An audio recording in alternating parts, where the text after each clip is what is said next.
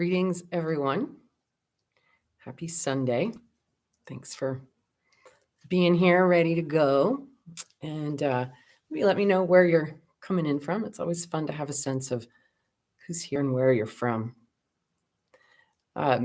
This is number 5. So I've been consistent about showing up every Sunday. However, I've changed the name every single week. So I managed to keep that inconsistency going. I think I've settled on it now on Sonic Sundays. So I don't think I'm going to change it again. Hi, Jennifer from Vermont, Brazil, Canada. Awesome. Welcome, everybody. So today's topic is anxiety. I went back and I reviewed the list that people left for me of things that we wanted to talk about and also to tune. And I think anxiety is such a big one for so many people, even people like me who think that it's not. I've discovered that that it's actually, it's ubiquitous in our culture. So I want to spend a few minutes talking about what it is. So we maybe frame it differently for you. And then we'll do a tuning to help to settle anxiety. So if you've got your forks, you can tune with me. That's always fun to amplify the signal together and, see what you notice as a tuner. Because we're going to tune, obviously, people who are here, but every sound that goes out into the world has an impact in some way or another, some more than others. And the more focused and concentrated and intentional it's in the spirit of love and service, really has the potential to make a dent, even if it's a small dent, that chipping away or a small axe, right, in a big tree. Look at all you people from beautiful places. So anxiety. So anxiety is sort of a general term, and there's a way to differentiate anxiety from other emotions. So we'd say anxiety is a feeling, but it isn't necessarily an emotion, okay? So having worked with thousands of people and many, many people with anxiety, what I always found was that there was another or a few more different emotions running underneath that. And that if you just talk about your anxiety, you're not really going deep enough to understand what's really going on and to be able to solve the problem. You can't solve a problem if you don't understand what the problem is. Right? So let us do a very simple exercise, okay? And that is that if you say that you have anxiety or you experience anxiety or that's something that you identify with, I just want us to take a moment, and these only work if you go with the first thing that comes to mind, okay? The first thing that comes to mind, don't question it, don't censor it, don't negate it. Just be curious about what arises, all right? So we're going to ask the question, what is the emotion that is underneath my anxiety? What is the emotion that's underneath, or emotions, right? And see what comes up. And if you've got a really clear answer, drop it in the chat so that we can all kind of see. And you dig just a little deeper when you ask the right question. What is there? What's going on?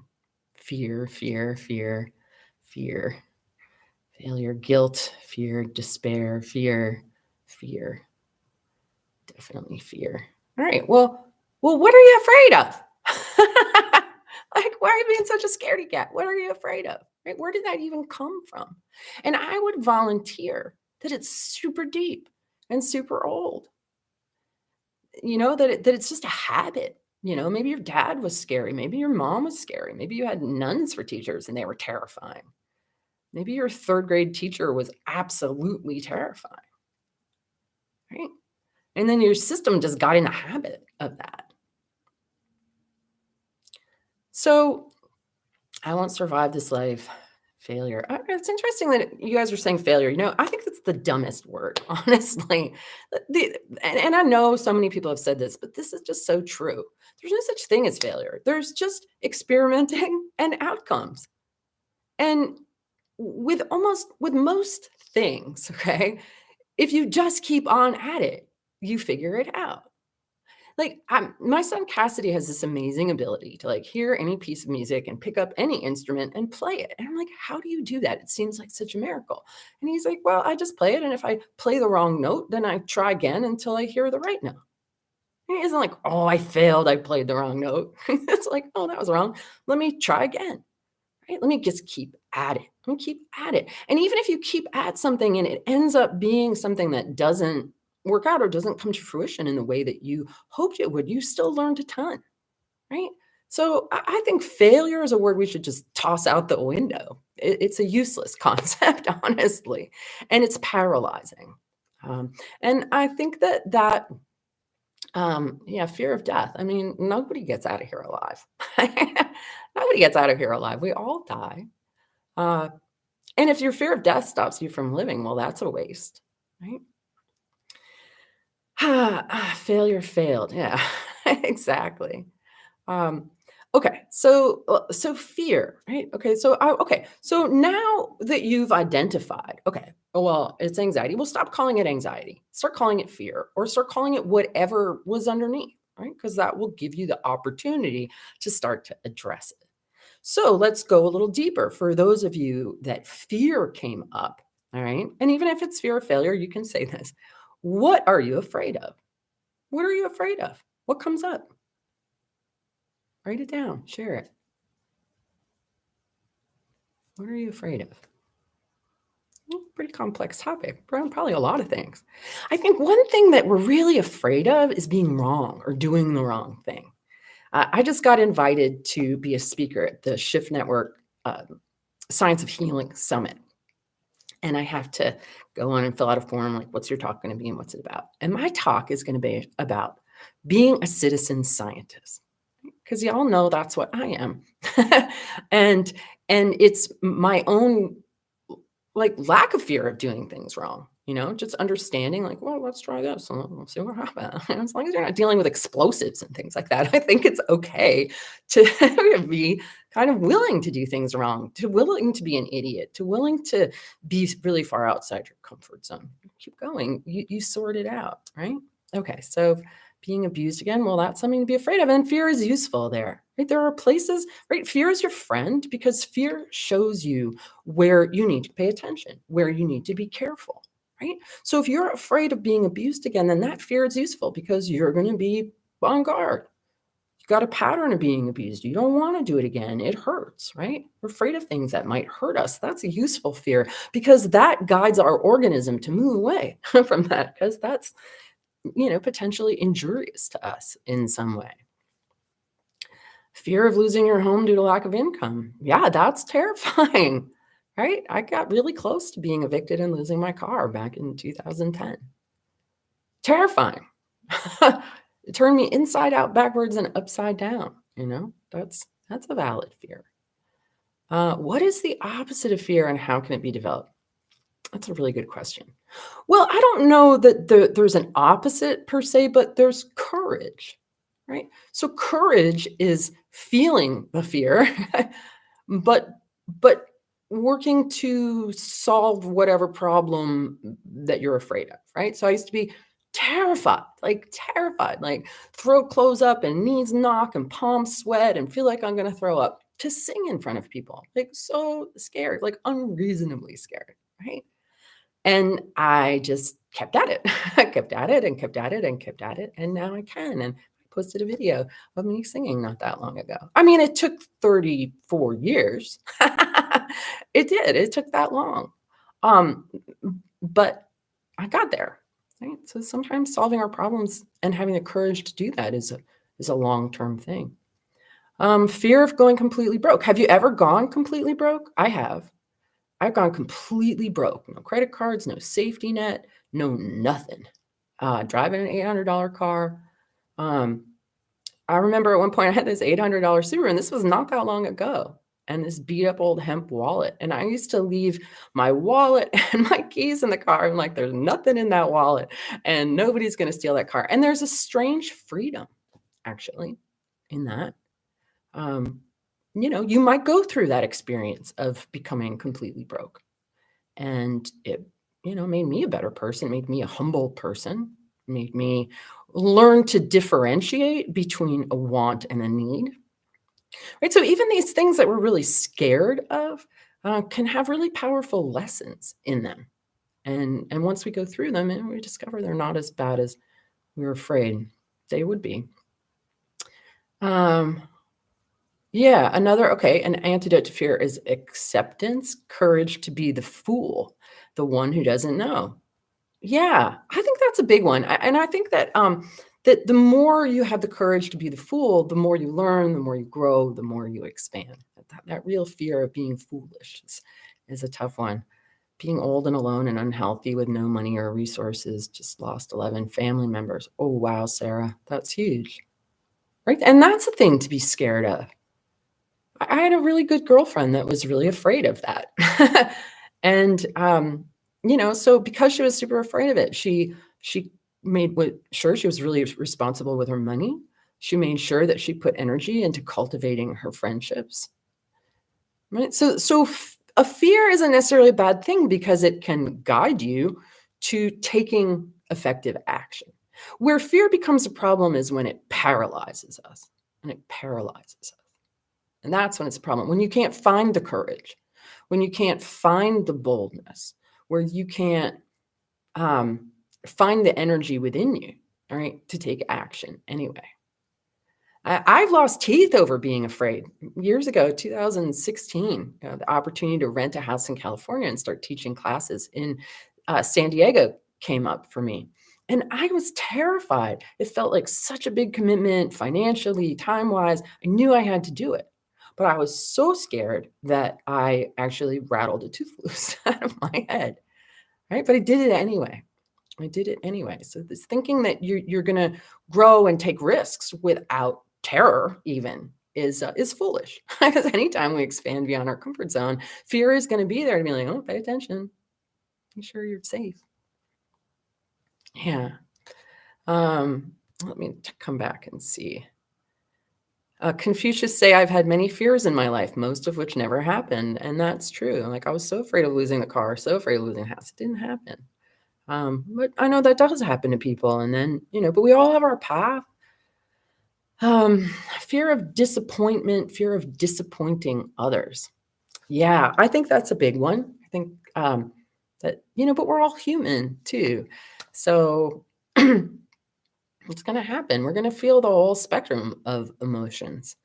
And better to not be afraid of them. Because if we're afraid of any of our emotions or we judge any of our emotions, we're going to suppress them.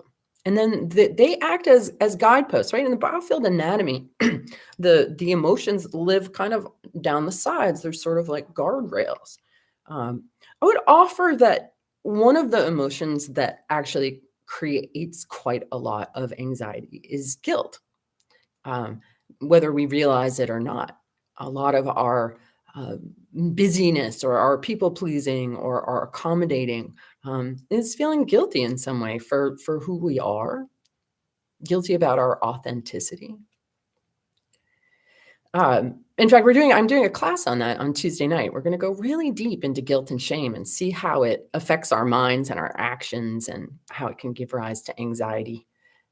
It's definitely something worth digging into because so much of it can happen subconsciously as well.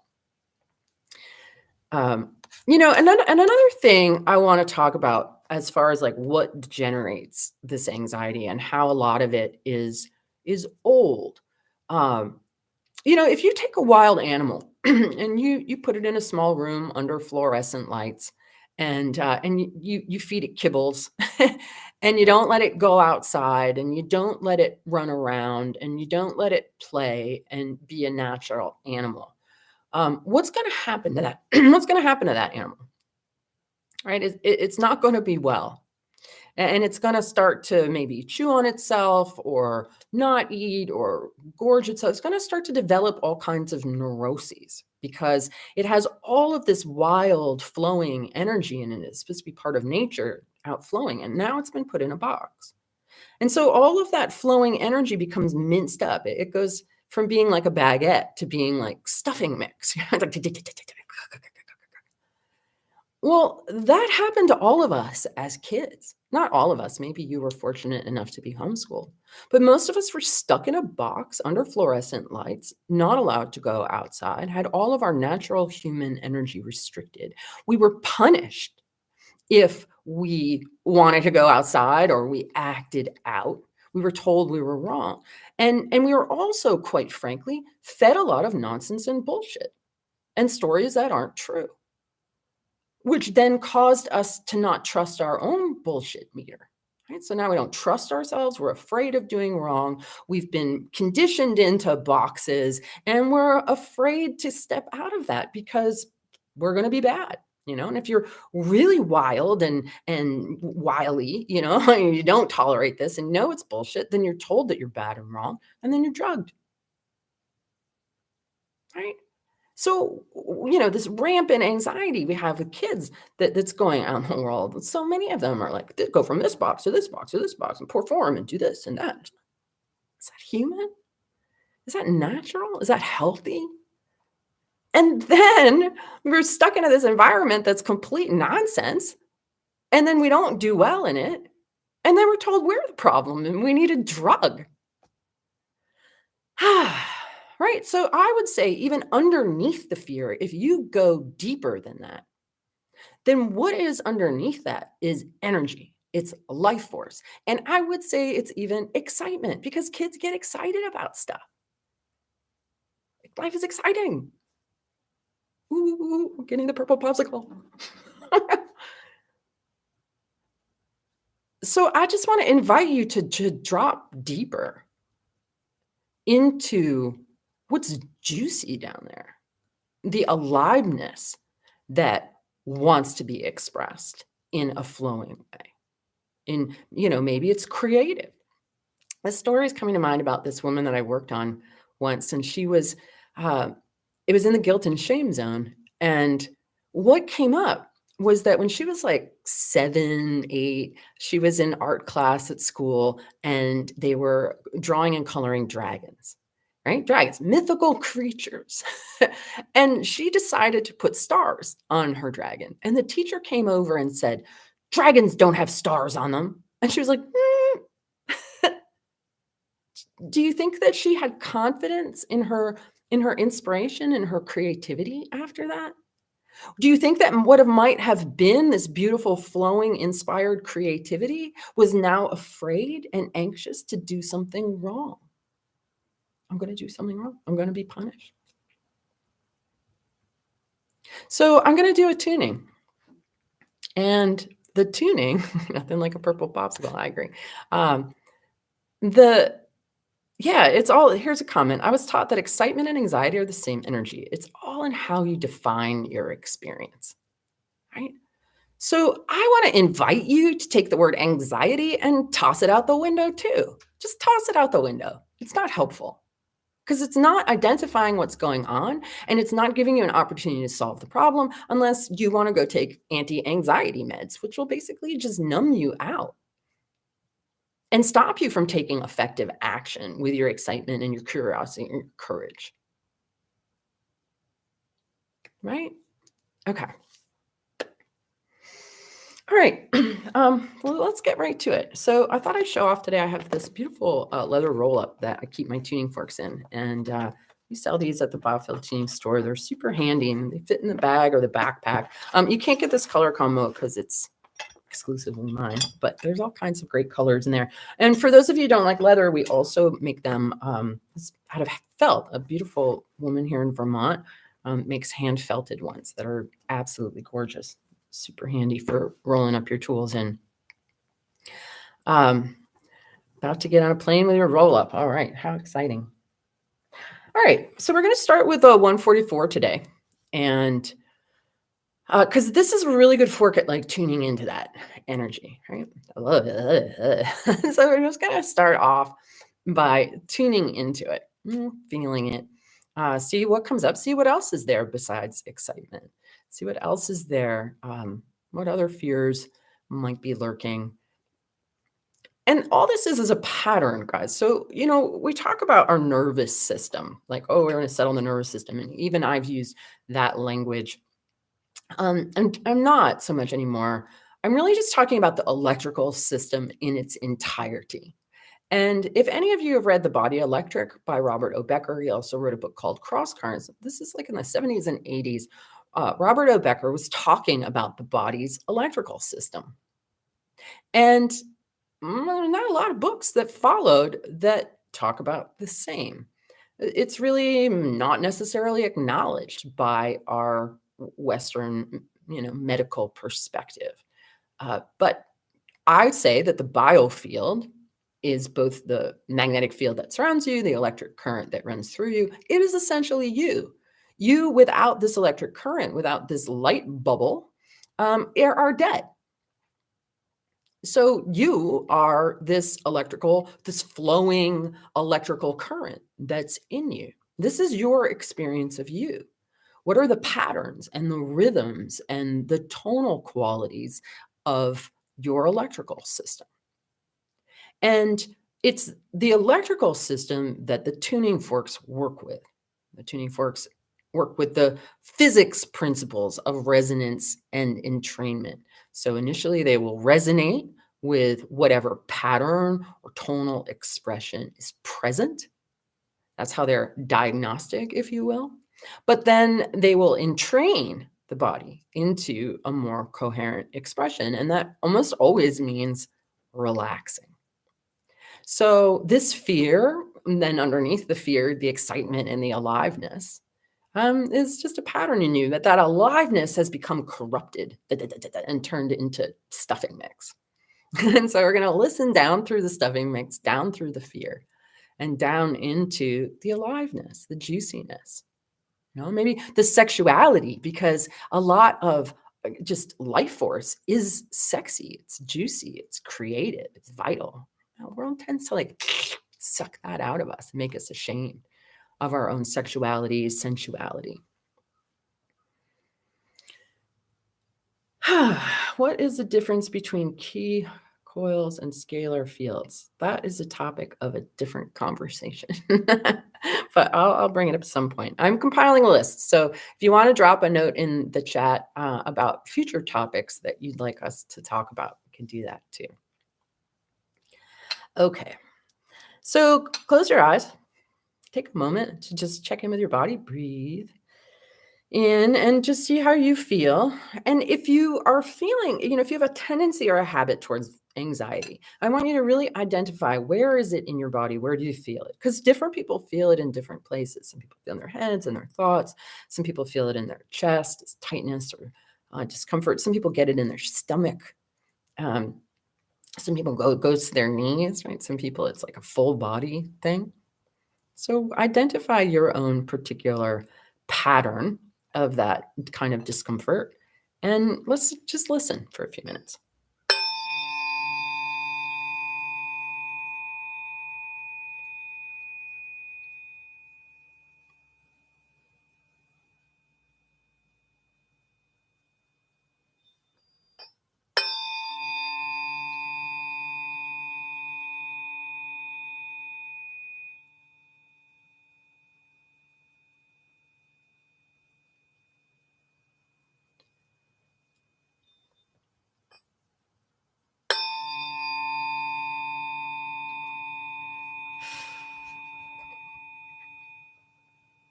Okay, this is so uncomfortable. It's like practically rattling me out of my seat. The very surface tension. It's very super uncomfortable.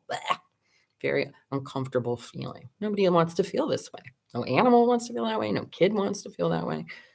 No, it's not comfortable.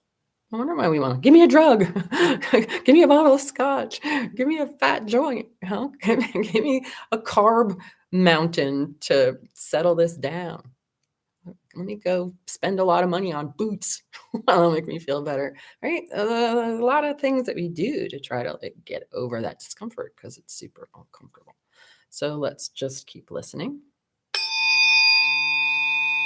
Dawn, no, it starts February 28th. Remember, we moved it, the ancestral class. Just watching comments go by.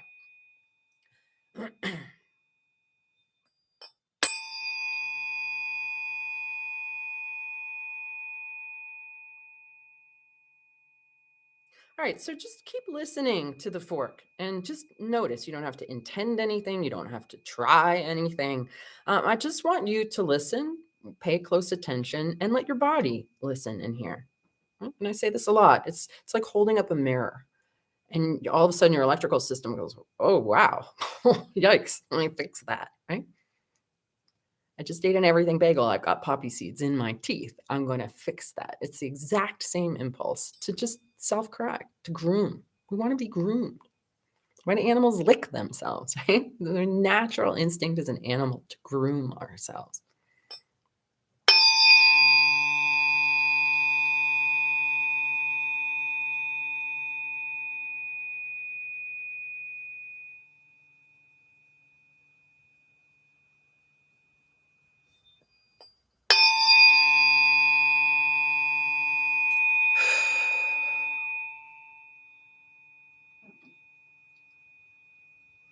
And I can hear and feel you other people out there who have forks, and that's pretty cool. So it's not just me doing the forking here, but I have a backup team in the ether who is also supporting this effort in themselves, in each other, and in all of us. So thank you, tuners.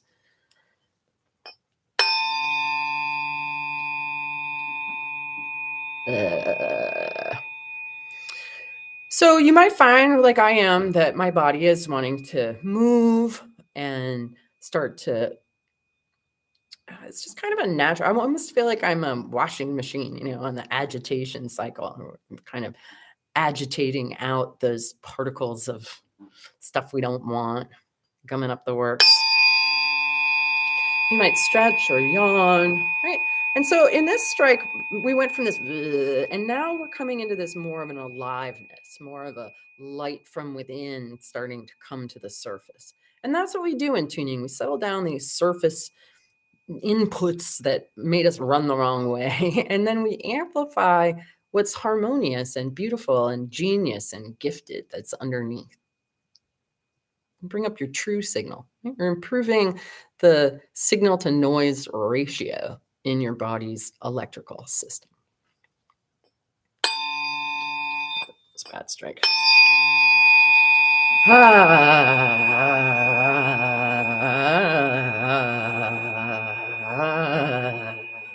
Right? So if you feel like moving, move. If you feel like making sound, make sound. If you don't, that's fine too. But the more you avail yourself to this kind of input, the more free you become and the more you start to wiggle and shake and just release those habitual patterns that are running in your signal.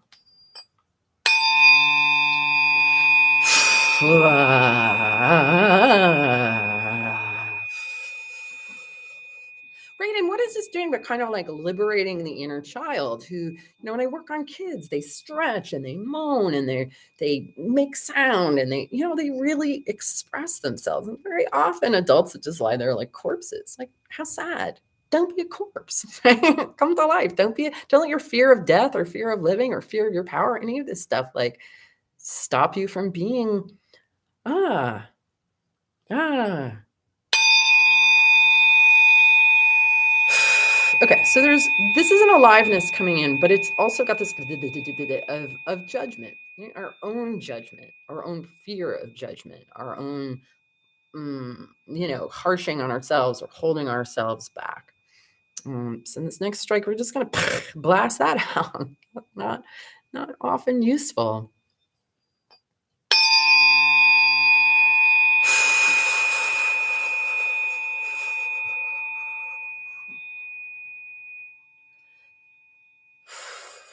Free to be the spontaneous, playful, alive light that you are.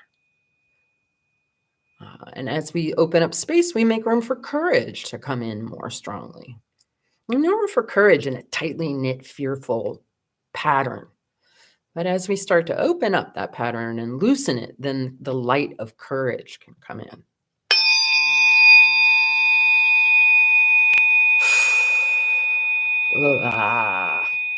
There's a whole bunch of energy coming up here on the left side of the throat when we're afraid of expressing. And we hold back, right? Something comes to mind. And then I was at the Shift Sound Healing retreat in Monterey last month. There was a gathering around the campfire and we were all singing together. And and there was this one place where the desire to like shout out, to sing out something that wasn't part of what everyone was singing, in a gospel kind of way, arose in me. And I was like, "Ooh," and I held it back, right?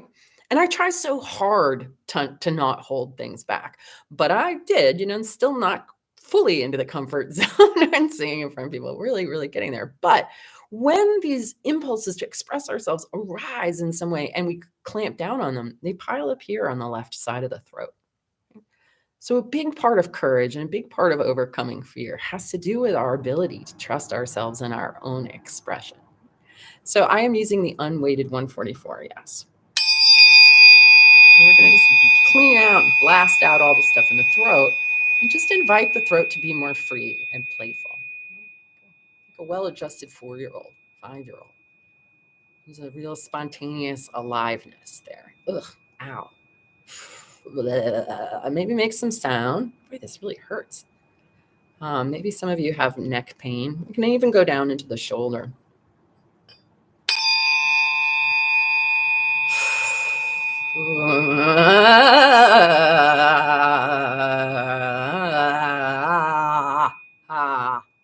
In the sonic anatomy, which is what I do with the Brothers Corn Sing the Body Electric work, each zone has a tone.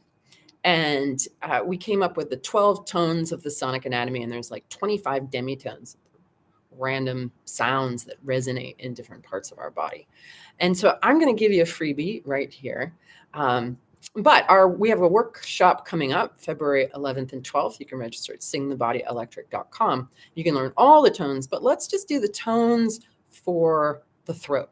So the back of the throat, the tone is bow. Bo. Well, let's all just do that together. Make that sound. Just play around with it.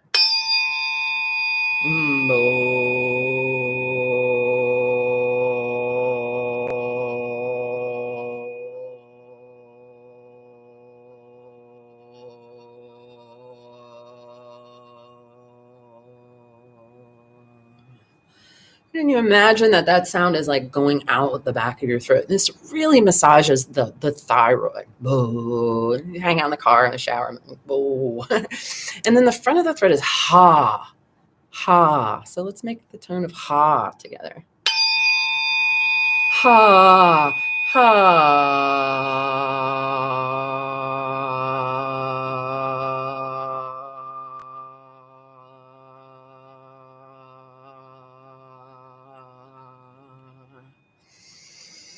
And you can just kind of go back and forth between those, and that opens and energizes the throat. And it takes that energy and gives it like a place to go, right? And kind of moving from whatever's stuck, being like stuffing mix, all dry and broken up, into this ha kind of flow feeling. All right, so check in. We've only been tuning for a few moments, but just see what you notice.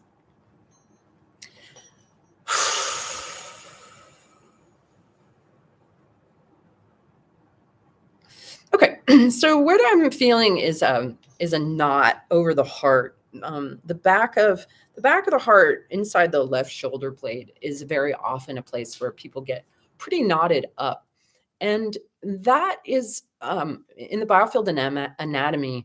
That is defending ourselves against other people's bad inputs.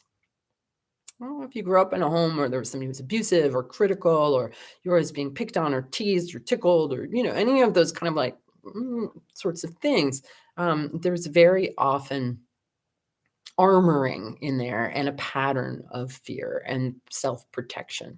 Okay, so I've switched to the 174, and we're going to come in and do a little work on that, on the heart, and letting the heart soften and relax and feel more like it can kind of look around and be a little more free and maybe a little more adventuresome, a little less hunkered down. Just bring your awareness to your physical heart and let the sound go into that.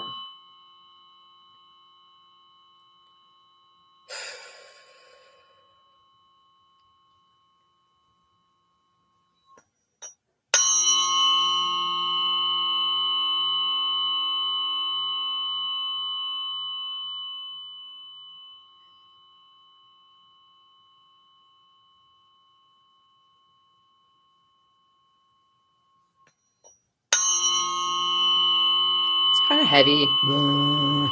Got this kind of like somber, like sort of feeling. I don't know, kind of how you feel in January in New England. Right, so we've been kind of like lively that up a bit, make it a little more like alive and excited. Excited about.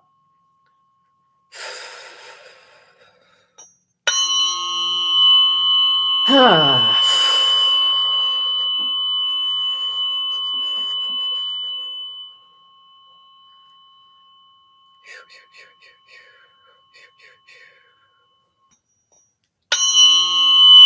we go.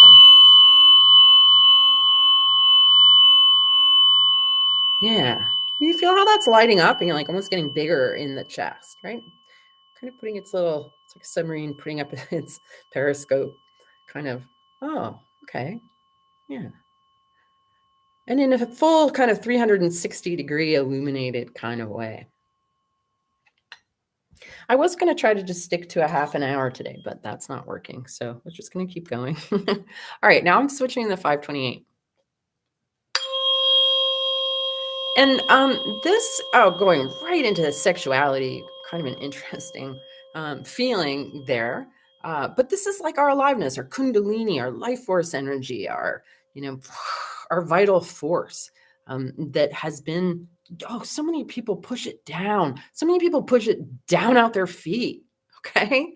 Because for whatever reason, I find so many people and like all this aliveness is trying to come into you and you're like, oh no. Right. So this is just about aliveness, coming up the legs, coming up the body, coming up through our sensuality, our sexuality, our just beingness, right? Our illuminated aliveness. So let's just take a few of that. First it's going to resonate with whatever's tight and pinched and like, no. So we'll just stay with that.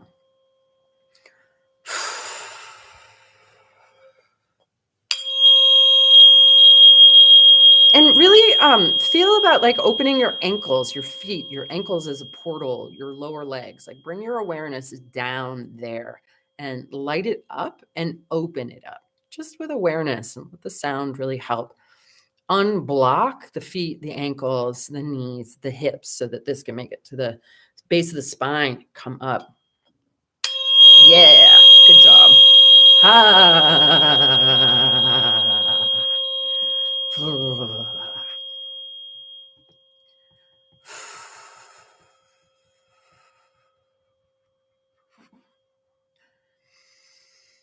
Good.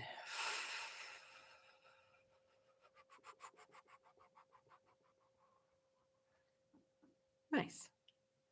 So do a little check-in. And how do you feel inside? What's going on in there? What are you noticing? What's different? And this is just like 10 minutes of tuning. We do more, we go deeper, but it's amazing how much we can accomplish in just a few minutes. All right, so just some affirmations like I like being alive, and I'm excited about life, and there's so many things that I'm excited about. I just realized the other day I was in my studio. I spent almost a year. It took a long time to set up this recording studio. And I was in there the other day making a recording, and it occurred to me that I was no longer scared of it. I was afraid of like blowing out the speakers or just doing something wrong. And I wasn't able to enjoy it. But then after I worked through the fear, I realized that I was excited about it. Over the fear, and then I was into the excitement of the creativity. But it took a while to work through that, longer than I thought it would. I want to sleep. That's probably just a sign that you need sleep, right? The pain in my back, left shoulder gone, feeling flow throughout my body, chakras aligned. Courage is my word for the year. As you heal from the stroke, you will heal all the way.